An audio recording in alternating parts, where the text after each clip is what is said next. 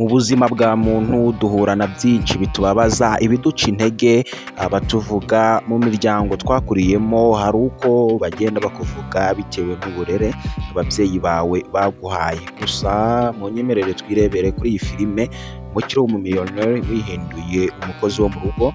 Uyu ni umwanya wo kugira ngo tuganire mu by'ukuri mutubwira uko mwumvishe iyi episode. Gusa bavandimwe, wowe ufunguye ikiganiro uri umunyamahirwe, tugiye gutanga amahirwe ku bantu mwese mwifuza gukina muri iyi filime yitwa Umukire w'umumiliyoneri, namwe mukinzira mu itsinda rigari cyane ry'umuryango wa Press Version. Icyo bigusaba rero, hari imibare 3 turi buvuge muri iki kiganiro. Wowe uri bugere ku musozo w'iyi video uraza kugukiramo byinshi by'ingenzi kandi by'umumaro. Iyo mibare 3 bavandimwe ni ukugira ngo tubahe amahirwe namwe mugaragaze impano zanyu kandi mutangire mu credit icyitwa ibiceri mujejete amafaranga muyiyorosa, kubera ko uruganda rwa sinema rubamo agatubutse. Rero iyo mibare 3 turaza kubivuga muri iki kiganiro.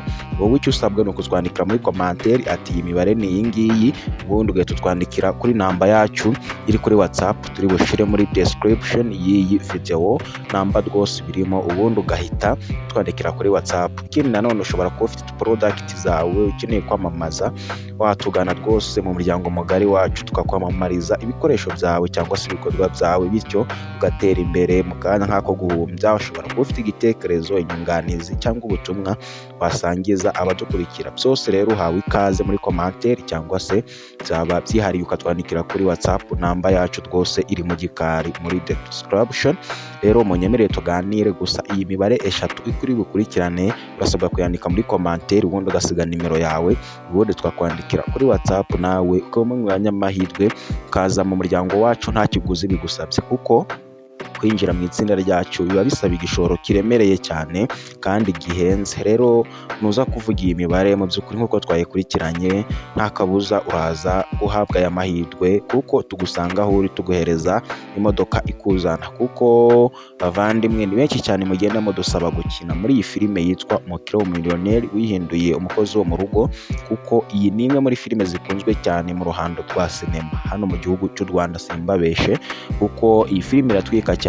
Nta kindi rero gituma itwika, ni ubutumwa cyangwa se message zikubiyemo zituma muryoherwa mugakomeza kwishima. Abavandimwe rero iyo mibare ndatangiye 8. Ubwo yumvishe umubare 8 ndawuvuze, ubwo hasigaye imibare 2. Umuntu wese uri buze kuyikurikiranya uko nayivuze, wowe wandike muri commentaire, ubundi usige namba yawe ya telefone iba kuri WhatsApp, ubundi hashe koko. Bavandimwe rero munyemerere twanarize iyi filime yacu Umukire w'umumiliyoneri wihinduye umukozi wo mu rugo. Mu by'ukuri nk'uko mwakomeje kuyidusaba ngo tujye tuyibagezaho buri munsi, mubona ko rwose ibyifuzo byanyu turabyubahiriza. Ni mwebwe mutuma dukora iki kiganiro tukegera mikoro nyuma ya shoot, ni mwebwe mutuma tubahangaha, mudahari ntabwo twaza. Niyo mpamvu tugusaba muvandimwe gukora icyitwa share cyangwa partage bitewe n'ururimi rwa telefone ukoresha cyangwa se ikindi gikoresho waba uri kutwumviraho, laptop, Android, iyo ni telefone mvuze, iPad n'ikindi gikoresho icyo ari cyo cyose utwumviraho. Wibuke gukora handitswe share kugira ngo usangize inshuti zawe iki kiganiro nazo zibashe kumva aya makuru meza, kandi nanone wibuke gukora like kugira ngo iyi video igere kuri benshi. Ikindi kandi cy'ingenzi gituma duhora hano kidutera motivano gukanda subscribe, ukareba neza ko wafunguye inzogera kugira ngo dukomeze kubana. Gukora subscribe rwose nta kindi bisaba, no gukanda kuri iyo buto y'umukara, ubundi ugakanda ku nzogera kuri ako kantu k'umukara, tukajya twibanira mu biganiro byacu ndetse no muri filime nziza cyane Umukire w'umumiliyoneri wihinduye umukozi wo mu rugo, ndetse n'izindi nyinshi cyane tuzagenda tubagezaho umuryango mugari wa Press Version. Tubatekerezaho kandi muri ab'ingenzi cyane rwose, tutabatekereza ntabwo twakwirirwa tubahereza iyi filime, kuko iyi filime igamije kubigisha ndetse no kwidagadura. Mujye mwidagadura mwishime, ariko nanone bavandimwe icy'ingenzi cyane mujye mukuramo ubutumwa cyangwa message zabafasha muri ubu buzima. By'umwihariko rero nkivuga ngo ubutumwa cyangwa message, reka twanarize iyi filime turebe bimwe mu byayiranze. Uyu munsi twabahaye pati 11 7. Ubwo abumvishe mumaze kumva imibare maze kuvuga, umubare wa mbere abawumvisha wa kabiri ni 7 mvuze. Ubwo hasigaye umubare umwe, ubundi ukadusanga mu gikari ukatubwira mu by'ukuri iyi mibare, ubundi tugahita tukugira umwe mu banyamahirwe, nawe ugatangira kugaragaza impano yawe kandi ukirigita ifaranga. Munyemerere rero dukomeze iyi filime mu by'ukuri igenda itwigisha mu buzima bwo hanze, by'umwihariko reka twirebere ku mukarakita cyangwa se umukinnyi umwe muri iyi filime witwa Gihozo, bitewe n'imyitwarire agenda agira, agenda aca abantu amazi akabubahira uko bari. Mwabonye uyu mukozi Cedric ukora mu rugo rw'iwabo aramusuzugura cyane, yubaha abantu bitewe n'icyo bari cyo. Mwabonye umunsi yamusuzuguye cyane avuga ko yamwibye imikufe ubwo manager yari yaje kureba uwitwa Dani, ari we nyine musaza w'uwitwa Alice ndetse n'uyu mukobwa Gihozo. Yavuze ko yamwibye imikufe, yaramusebya cyane, bityo manager ahita avuga ko wari boss we. Ibyo byose yabivuze kugira ngo amukure mu rujijo ndetse no mu iryo soni. Rero uyu mukobwa Gihozo yahise agira amarangamutima menshi cyane, bamaze kumubwira ko ari we manager. Yagize ubwoba bwinshi cyane, yihutira kumusaba imbabazi. Gusa Cedric ari strong man, ni umugabo w'umunyembaraga kandi ukomeye cyane. Ikindi kandi akaba kind hearted, kugira neza, akaba caring, arasabana, agira urukundo, ari kind, ni mwiza cyane, ni beautiful, ni honest, ni inyangamugayo ndetse n'ibindi byinshi cyane. Uyu musore kuko yabera intangarugero buri wese. Uyu Cedric rwose ari stronger kuko yigisha benshi cyane kandi arakomeye, akaba understanding, yumva abantu vuba ndetse cyane kandi nta ruhande abogamira.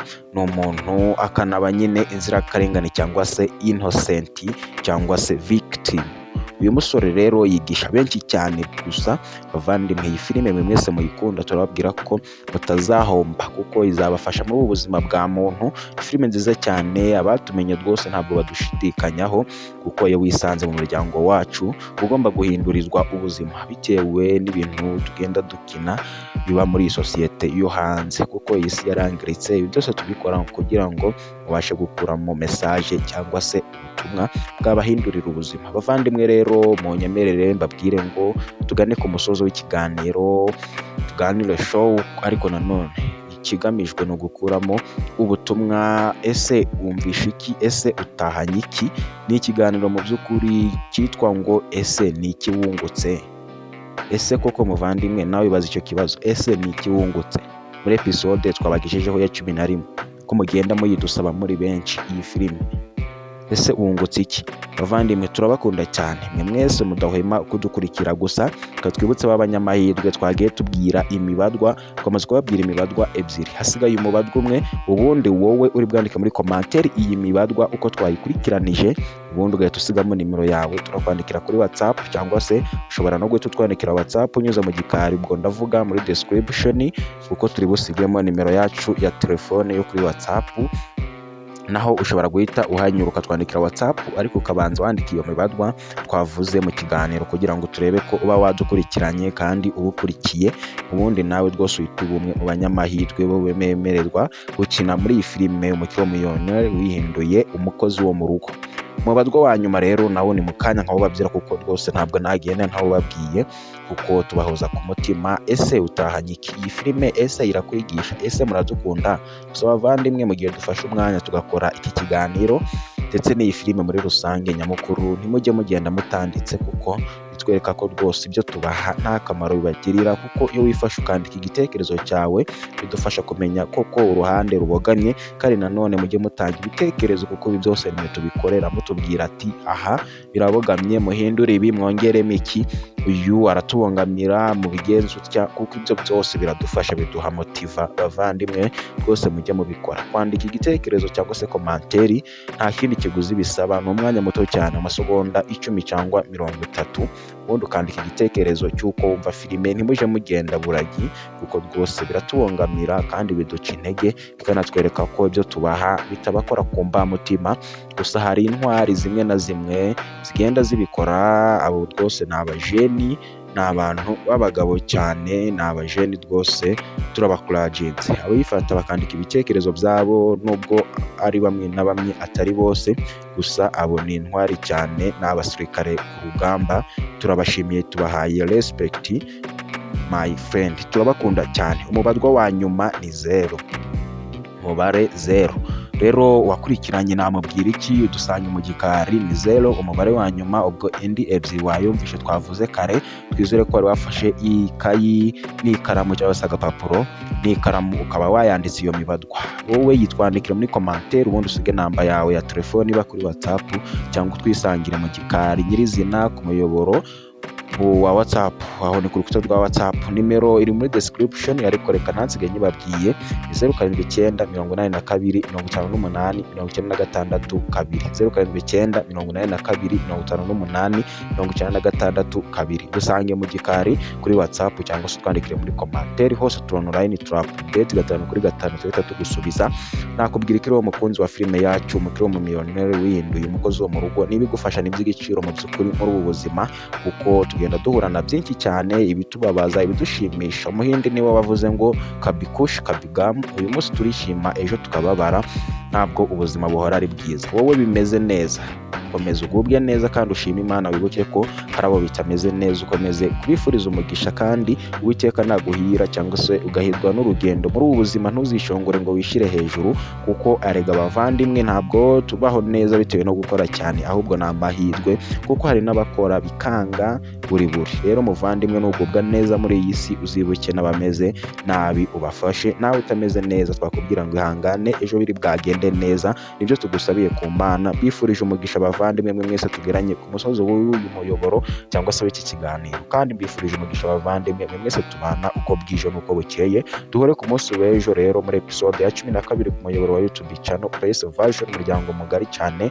Nawe bumwe mu banyamahirwe winjire muri iri tsinda, uvuga iyo mibadwa rwose eshatu gusa twasizeho. Niba utayumvishe wasubiza inyuma ukumva iki kiganiro, kugira ngo nawe ubashe kuyumva, bityo uze mu rukuta rwabajije tafaranga, ndetse wisange no muri groupe yacu ya WhatsApp. Turabakunda cyane aho muherereye hose mu mpande enye zigize isi, twababwira ngo mukomeze kugubwa neza. Filime rero ni ku munsi w'ejo, ni filime nziza cyane, imwe mu zikunzwe hano mu ruhando rwa sinema nyarwanda. Ni filime nziza cyane igamije kubigisha, ariko nanone mukidagadura, kuko byose nimwe tubikorera. Rero wibuke gukanda subscribe kandi wibuke gukora share cyangwa partage, kindi nanone wibuke gusiga ukoze like. Nta kindi kiguzi bisaba rwose, nta na gito, ntacyo namba. Turabakunda cyane. Igitekerezo cyawe cyangwa se comment ni ingenzi cyane muvandimwe, wibuke kugenda usize igitekerezo, uvuga uko ubyumva rwose, uba wemerewe kuvuga icyo ushaka tukagikosora, kuko nicyo tubereye hano. Turabashimiye cyane rero, reka tubabwire ngo duhure ku munsi w'ejo ku isaha y'isa 7 muri episode ya 12, kandi twizeye yuko muzaryoherwa abakunzi, bitewe n'uko iyi filime iteguranywe ubuhanga. Aho muherereye hose mu mpande enye zigize isi, mukomeze kugubwa neza.